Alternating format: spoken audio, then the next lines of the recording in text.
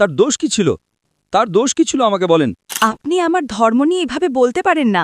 এবং তবুও আপনি তার স্ত্রী হয়ে থাকতে চান, এর যুক্তি কি? এটি ভালোবাসার ধর্ম। ভালোবাসা? আপনি তো তার সাথেও থাকছেন না। আপনি আমার ধর্ম নিয়ে খেলা করবেন আমার না। নাম ক্যারোলিনা এবং আমি একজন নার্স। আমি পড়াশোনা করি ইসলাম এবং খ্রিস্ট ধর্মের মধ্যে অনেক পার্থক্য নিয়ে। আমার অনেক প্রশ্ন আছে, তবে এই মুহূর্তে আমার প্রধান প্রশ্নটি হলো, আপনি বলেছিলেন যে ইসলাম গ্রহণ করলে যিশুকে আল্লাহর একজন রাসূল হিসেবে মানতে হবে। আমার প্রশ্নটি হলো, যখন যিশুকে জিজ্ঞাসা করা হয়েছিল বিবাহ বিচ্ছেদ সম্পর্কে, একজন পুরুষ কি তালাক দিতে পারে একজন নারীকে, তখন তিনি বলেছিলেন যে শুধুমাত্র মানুষের হৃদয়ের কঠোরতার কারণেই স্ত্রীকে তালাক দেওয়ার অনুমতি দিয়েছিলেন। কিন্তু যিশু বলেছিলেন যে একজন পুরুষ তালাক দিতে পারবে না তার স্ত্রীকে। একজন পুরুষের উচিত তার বাবা মাকে ছেড়ে সেই নারীর সাথে যুক্ত হওয়া এবং তারা দুই শরীরে এক আত্মা হয়ে যাবে। তাই আমার কাছে এটি একটি পার্থক্য। আমি একজন খ্রিস্টান হিসেবে যা বিশ্বাস করি এবং আপনারা মুসলিম হিসেবে যা বিশ্বাস করেন তার মধ্যে। বোন প্রশ্নটি করেছেন, তিনি বলেছেন ইসলাম এবং খ্রিস্ট ধর্মের মধ্যে অনেক পার্থক্য আছে। তিনি যা উদ্ধৃত করছেন তা বাইবেলের থেকে নেওয়া, গসপেল অফ ম্যাথিউর 5 নম্বর অধ্যায় নম্বর 27 এবং 28। এটা সঠিক। আমি আপনাকে সেই উদ্ধৃতিটি দিচ্ছি। বোন, আপনি যা বলেছেন তা আপনার নিজের ভাষায় বলেছেন, যা হুবহু শব্দ নয়। যীশুখ্রিস্ট আলাইহিস সালাম যা বলেছেন লাল অক্ষরে লেখা আছে গসপেল অফ ম্যাথিউ অধ্যায় নম্বর 27 অনুচ্ছেদ নম্বর 28। It has said of the old times that thou shalt give a bill of divorce. But I say unto you, whosoever looketh upon a woman, that it was the old time that thou shalt give a bill of divorce. But I say unto you that whosoever looketh upon woman to lust after has already committed adultery in his heart. পুরনো দিনে বলা হয়েছিল যে তুমি তালাকের notice প্রদান করবে, কিন্তু আমি তোমাদের বলছি যে কেউ কোনো নারীর দিকে কামভাব নিয়ে তাকায়, সে মনে মনে ইতিমধ্যেই ব্যভিচার করে ফেলেছে। এখানে দুটি অনুচ্ছেদ আছে যে তুমি তালাকের নোটিশ দিবে, কিন্তু আমি তোমাদের বলছি যে কেউ অন্য নারীর সাথে শয়ন করে সে তালাক দিতে পারবে। এর মানে হলো বোন, মুসা আলাইহিস সালামের সময়ের পুরাতন আইনে বলা হয়েছিল যে যদি তুমি তালাক দিতে চাও তবে একটি তালাকনামা বা বিল অফ ডিভোর্স দিয়ে দাও, ব্যাস এতটুকুই। কিন্তু যীশুখ্রিস্ট আলাইহিস সালাম বলেন যে তোমরা তালাকনামা দিতে পারবে না যতক্ষণ না তোমার স্ত্রী অন্য কারোর সাথে শয়ন করে। তার মানে পূর্বে মুসা আলাইহিস সালামের সময়ে তালাক অনুমোদিত ছিল, তালাক দেওয়ার জন্য কেবল একটি তালাকনামা দিলেই হতো। এখন যিশু আলাইহিস সালাম আল্লাহর একজন রাসূল এসে আইনটি পরিবর্তন করলেন এবং তিনি বললেন যে তুমি তালাকনামা দিতে পারবে না যতক্ষণ না তোমার স্ত্রী অন্য কারোর সাথে শয়ন করে। সুতরাং এখানে একটা পরিবর্তন এসেছে। ইসলামে বিষয়টি ভিন্ন। আচ্ছা, ইসলামে বোন আমাদের প্রিয় নবী মুহাম্মদ সাল্লাল্লাহু আলাইহি ওয়াসাল্লাম বলেছেন যে হালাল কাজগুলোর মধ্যে আল্লাহর দৃষ্টিতে সবচেয়ে ঘৃণিত কাজ হলো তালাক। বৈধ কিন্তু সবচেয়ে ঘৃণিত। এর মানে হলো ইসলামে আপনি প্রয়োজন হলে তালাক দিতে পারেন যখন স্বামী এবং স্ত্রী উভয়ের বনেবনা হয় না। এর মানে এই নয় যে স্ত্রী খারাপ হলেই আপনি তালাক দিতে পারবেন অথবা স্বামী খারাপ হলেই কেবল তালাক দেওয়া যাবে। হতে পারে দুজনেই ভালো মানুষ, কিন্তু তারা একে অপরের উপযুক্ত নয়। এবং আমাদের কাছে এমন অনেক উদাহরণ আছে। নবীর সাহাবী ছিলেন পুরুষ সাহাবী এবং নারী সাহাবী। আমাদের কাছে উদাহরণ আছে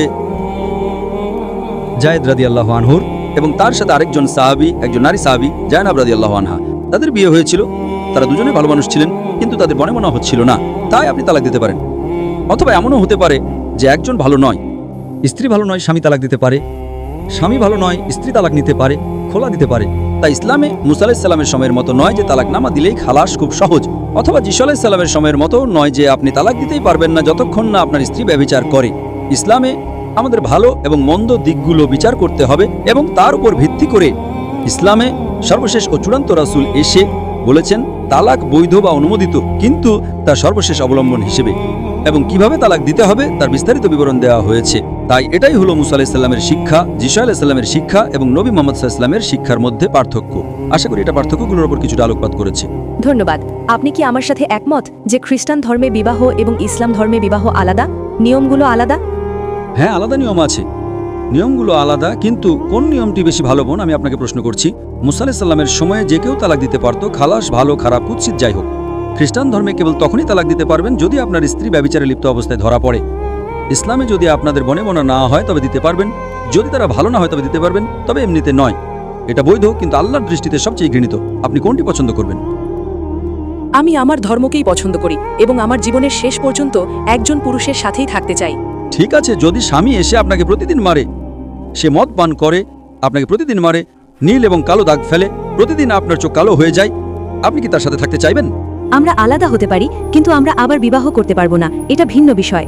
কিন্তু আমি আপনাকে একটা প্রশ্ন করছি, আপনি কি অন্য কোনো জীবনসঙ্গী খুঁজে নিতে চাইবেন না? আমাদের অনুমতি নেই। যদি আপনি ভুল করেন, না আপনি নন, আমি অনুমতি আছে কিনা তা জিজ্ঞেস করছি না, একজন মানুষের জন্য কোনটা বেশি পছন্দনীয় ইসলামে? যদি আপনি ভুল জীবনসঙ্গী বেছে নিয়ে ভুল করেন, আমি মনে করি আমি আমার বোনের জন্য খুব ভালো একজন মানুষ পেয়েছি, আমি ভাবছি সে খুব ভালো, কিন্তু বিয়ের পর সে তাকে মারে, সে জুয়া খেলে, সে মদ খায়, কালসিটে ফেলে, আমি বলবো আলাদা হয়ে যাও। আমি তাকে সুযোগ দেব, মিটমাট করার চেষ্টা করব, আলাদা হব। সে বিয়ে করতে পারে, সে অন্য কাউকে বিয়ে করতে পারে, তার দোষ কি ছিল? তার দোষ কি ছিল আমাকে বলেন? কেন আমার বোন কষ্ট পাবে? এটা কেমন ধরনের ধর্ম? এটি কঠিন ধর্ম, আমার ধর্ম কঠিন। কঠিন ধর্ম নয়, কঠিন ধর্ম বলবেন না, বলুন যৌক্তিক ধর্ম। এবং আজ স্বাভাবিকভাবেই আমাদের স্বামী স্ত্রী থাকতেই হবে, ঠিক? চিকিৎসা বিজ্ঞান অনুযায়ী আপনার বিয়ে করা উচিত। অন্যথায় যদি আপনারা আলাদা হন, আমেরিকায় কি হয় আপনি জানেন? আমেরিকায় কি হয়? আমেরিকায় পরিসংখ্যান অনুযায়ী একজন সাধারণ মানুষ, পুরুষ এবং নারী, তারা একজনের সাথে ঘর বাঁধার আগে গড়ে 8 জন ভিন্ন ভিন্ন যৌনসঙ্গী রাখে। বিয়ের পর তাদের কতজন সঙ্গী থাকে তা পরিসংখ্যানে বলা নেই। 8 জন, কারো 5 জন, কারো 10 জন, কারো 20 জন, এটা মানুষের স্বভাব। তো এখন যদি বলেন আপনারা আলাদা হয়ে যাবেন, তাহলে আপনি কি করবেন? তাই এই কারণেই ইসলাম নারীকে ভুল পথে যাওয়া থেকে রক্ষা করে, অথবা পুরুষকে ভুল পথে যাওয়া থেকে রক্ষা করে। তালাক দাও, আবার বিয়ে করো। এতে ভুল কি? যদি আপনি ভুল করেন, এটা খুব সহজ, এটা খুব সহজ, দুঃখিত, এটা খুব সহজ। এটা সহজ নয়, এটা একটা পরীক্ষা। আপনি জানেন আমাদের জন্য এটা সারা জীবনের পরীক্ষা। কি দোষ? আপনার দোষ কি? যদি আপনার স্বামী, আপনার স্বামী হয়তো খুব ভালো, আমি শুধু একটা কাল্পনিক উদাহরণ দিচ্ছি, যে যদি সে আপনার সাথে ভালো ব্যবহার না করে, যদি সে আপনাকে মেরে কালশিতে ফেলে দেয় এবং তবুও আপনি তার স্ত্রী হয়ে থাকতে চান, এর যুক্তি কি? এটা কেমন ধরনের ধর্ম? এটা কি অযৌক্তিক নয়? এটি ভালোবাসার ধর্ম। ভালোবাসা? সে আপনাকে মারছে, কিসের ভালোবাসা? আমি তাকে প্রতিজ্ঞা করেছি যে আমি তার জীবনের শেষ পর্যন্ত তার সাথেই থাকব। কিন্তু আপনি তো আলাদা হতে চান, আপনি তো তার সাথেও থাকছেন না। আমি তার জন্য প্রার্থনা করতে পারি, এবং ঈশ্বরের কাছে চাইতে পারি যেন এই লোকটার অন্তর পরিবর্তন করে দেন। আপনি প্রার্থনা করতে পারেন, আপনি অন্য কাউকে বিয়ে করার পরেও তো প্রার্থনা করতে পারেন না? কিন্তু আমি আমার স্বামীর জন্যই প্রার্থনা করতে চাই। ও, আপনি আপনার স্বামী এবং আপনার প্রাক্তন স্বামীর জন্য প্রার্থনা করতে পারেন। ইসলামে আপনি প্রার্থনা করতে পারেন।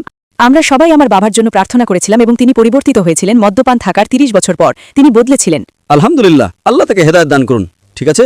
এবং আমার মা কখনোই হাল ছাড়েননি, তিনি মারা যাওয়া পর্যন্ত। খুব ভালো। 30 বছর আমরা সবাই প্রার্থনা করেছি। খুব ভালো। এটা সহজ ছিল না। তিনি বলতে পারতেন না, আমি অন্য কাউকে বিয়ে করতে চাই। কিন্তু আপনি কি বলতে চাচ্ছেন যে যদি আপনি বিয়ে করেন তবে আপনি আপনার প্রাক্তন স্বামীর জন্য প্রার্থনা করতে পারবেন না? এটা কেমন ধরনের ধর্ম? এটা ভালোবাসার ধর্ম নয়। আমাদের মধ্যে আমরা হাজার মানুষের জন্য প্রার্থনা করতে পারি, ভালোবাসার ধর্ম। আমার ইচ্ছে সব মুসলিম যেন তাদের প্রাক্তন স্ত্রী এবং প্রাক্তন স্বামীদের জন্য প্রার্থনা করে। কেন নয়? মাশাআল্লাহ, আমার একটা স্ত্রী, সে ভালো। ঠিক আছে, আপনাকে ধন্যবাদ স্যার। আপনাকে স্বাগতম।